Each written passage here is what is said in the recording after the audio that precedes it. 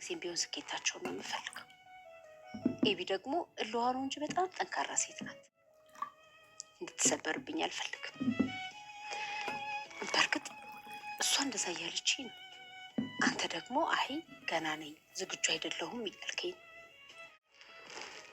ናታን እባክህ በቃ ምንም ነገር ካልሆነም አልሆነም መጨነቅ የለብህ። ግን ደግሞ ልጄ እውነቱን ማወቅ አለባት። አጉል ተስፋ ይዛ መቀጠል የለባትም። ምክንያቱም በኋላ ታዝናለች፣ ትሰበርብኛለች። አዋለች።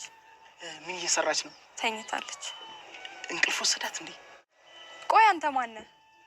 እኔማ በእናትሽ አፍቃሪዋ ነኝ። ይኸውልሽ አይኗን ካየኋት ስንት ጊዜ ሆነኝ መሰል። እንዴት እንደናፈቀች በእናትሽ አንዴ ጥሪልኝ። እንዴ ኖ ትቆጣኛለች። ችግር የለውም ሰው ይጠራሻል። እኔ አላውቀውም ምናምን በያት። አረ ኔቨር በጭራሽን ያላደረገውም። በእናትሽ 200 ብር ሰጥሻለሁ። አይ ብሩ ይቅርብኝ። ደግሞ ከየት አመጣሽው ብባልስ ግን እጠራላለሁ። የምር አንቺ የተባረክሽ ሴት ነሽ። እንዴት እንደዚህ ትይዋለሽ? እንዴማ የቆይ ምን አደረኩኝ? ቀለበት ያደርግልኛል ምናምን ምትዩ እንደዚህ ያመናጭቅሽ ነው። አቢጌል ደረጀ እንግዲህ ተተንኮል ቦታ ማጠፋው። አቢጌል ዛሬም እንግዲህ እንደተለመደው ናታንና አባትና ቁጭ በል እና ምን አባክ ነው የምትለው በማለት ክፉ አማርኛ ስትናገር ሰምታት ወይዘሮ ማርታ እንግዲህ አንዴ ባልበሉብሽ በጥፊ አቃርነታታለች ማለት ነው። ቤተሰቦቻችን እንግዲህ አቢጌል ያው ማንም አይነካት ነበር እንደምታወቁት። ብትገረፍ አትሰማ፣ ብትመከር አትሰማ፣ ቢጮህባት ምንም አይነት ነገር መስሚያ የላትም አቢጌል ደረጀ እንደምታወቀው። እንግዲህ ዛሬም ደግሞ በባለፈው ክፍል እንግዲህ ወይዘሮ ማርታ እንዳያችሁት አቢጌል እልል እማዬ ደስታ ተካፋይ ሁኚ፣ ናታን እኮ ሊያገባኝ ነው፣ ቀለበት ሊያስርልኝ ነው፣ እንዴት ነው በማለት እንግዲህ ፏፈሽ እያለች ነበረ ማለት ነው። እንግዲህ ወይዘሮ ማርታ ናታን እውነት ነው ይሄ ነገር አቢጌል የምትለው እውነት ነው ብላ ነበር የጠየቀችውና በዛም እንግዲህ ኧረ ውሸቷን ነው ብሎ ሲያበቃ በኋላ እንደገና ያው ነገሩን ሚስጥሩን አወጣለሁ ስላለችውም እንግዲህ ናታን እንደሚታወቀው መሀከል ላይ ገብቷል ማለት በቃ በጣም ነው የተቸገረው። እንግዲህ ምንም በማያውቀው እሱ ቤተሰብ መካከል ገብቶ እንግዲህ እየተገረፈ ነው የሚገኘውና እሱን ነገር ለማስተካከል እንግዲህ የሚችለውን ነገር እያደረገ ነው የሚገኘው። እንግዲህ ያለፈ ሳይፈልግ አቢጌልን አፈቅርሻለሁኝ ብሎ እንግዲህ አገባሻለሁ ብሎ ነው ቃል ገብቶላት እንግዲህ ያን ነገር ላለመናገር ትንሽ እንትን ያለችው ማለት ነውና ያንን ባደረገበት እንግዲህ ማርታ ያው አልተዋጠላትም ነበርና እንግዲህ ዛሬ አንዳንድ ነገሮች ያወሩ ነበር ሶፋ ላይ ቁጭ ብለውና ናታንን እንግዲህ በዛው አያይዛ አቢጌል እንደዚህ ያለችኝ ነው። ምክንያቱም ዛሬም ደግሞ ድጋሜ ናታንን ወይዘሮ ማርታና አቢጌል አውርተው ነበርና ምንድን ነበር ሲያወሩ የነበረው?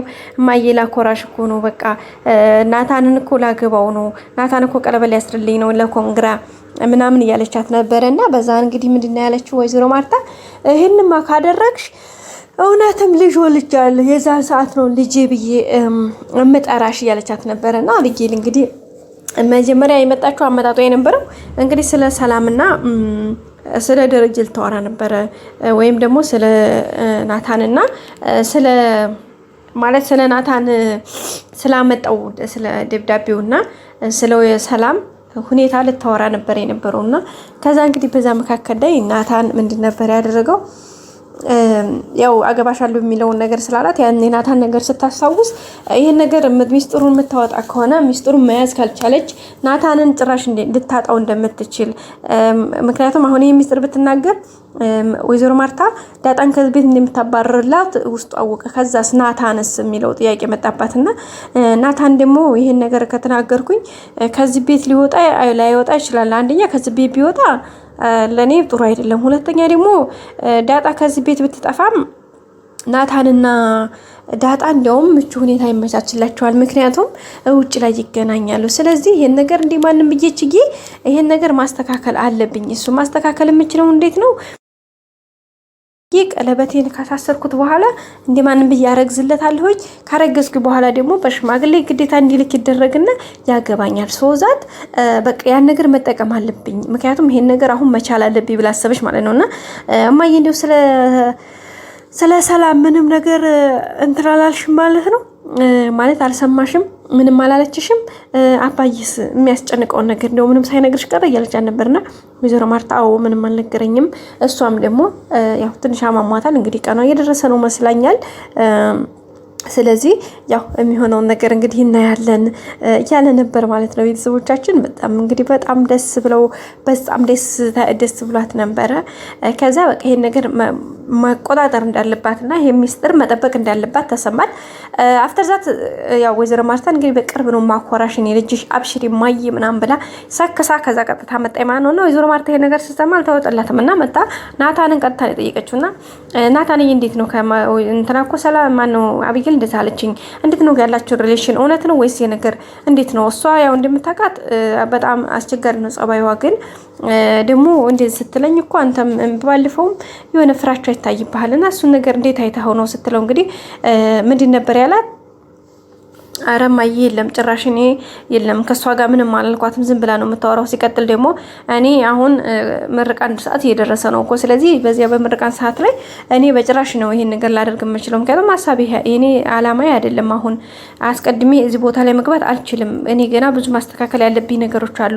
እዚህ ሪሌሽን ውስጥ መግባት የምፈልገው አይደለሁም። ገና ብዙ ነገሮችን ማስተካከል ያለብኝ ነገሮች አሉ በማለት ነው እንግዲህ ያላትና እንዴ ናታንዬ ታዲያ እንደዛ ከሆነ አብጌል ከምናም ታን ይሄን ነገር ታወራ የምትችለው እንዴት ነው? ወይ ደግሞ ይሄን ነገር የማይሆን ከሆነ አንተ አይሆንም ብለህ ነገረን እንጂ እቺ ልጅ አንደኛ እንደምታውቀው የበክር ልጅ ነችና በጣም መሳሳላት ናት። በዛ ደግሞ ሁለት ናቸው ልጆቼ።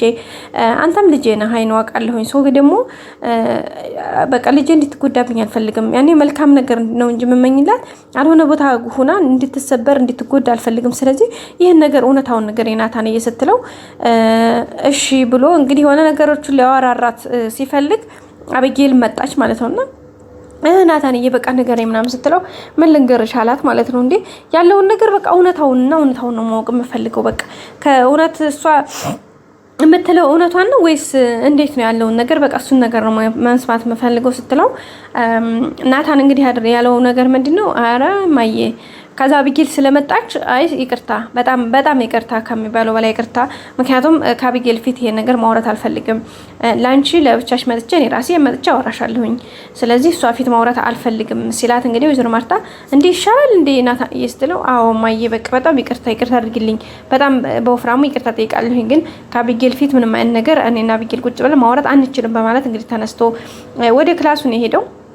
እንግዲህ ወደ ክላሱ ብሪግ ብሎ ሲሄድ አብጌል ደረቼ ምን አባክና ቁጭ በላለችው ማለት ነው። ከዛ ወይዘሮ ማርታ በጣም ነው የደነገጠችው። አንቺ እንዴት ትናገረዋለሽ?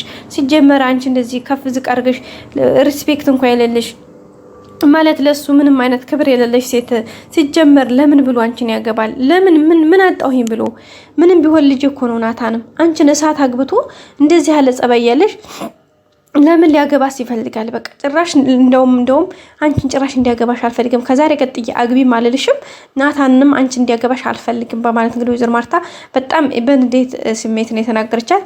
አብጌልም እንዴ ምንድነው አሁን ምን አጠፋሁኝ?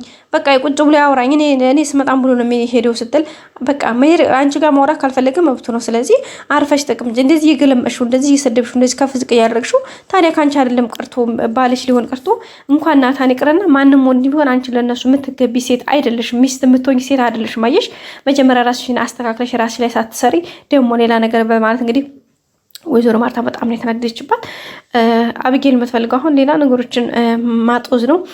ምክንያቱም ናታንን አሁን ይህን ስለጠለፈችው ይችን ነገር መጠቀሚያ ማድረግ ትፈልጋለች። ግን ናታን ደግሞ በሁኔታዎች እየተጠቀምባት ነው እንጂ እየተጠቀመችበት አይደለም።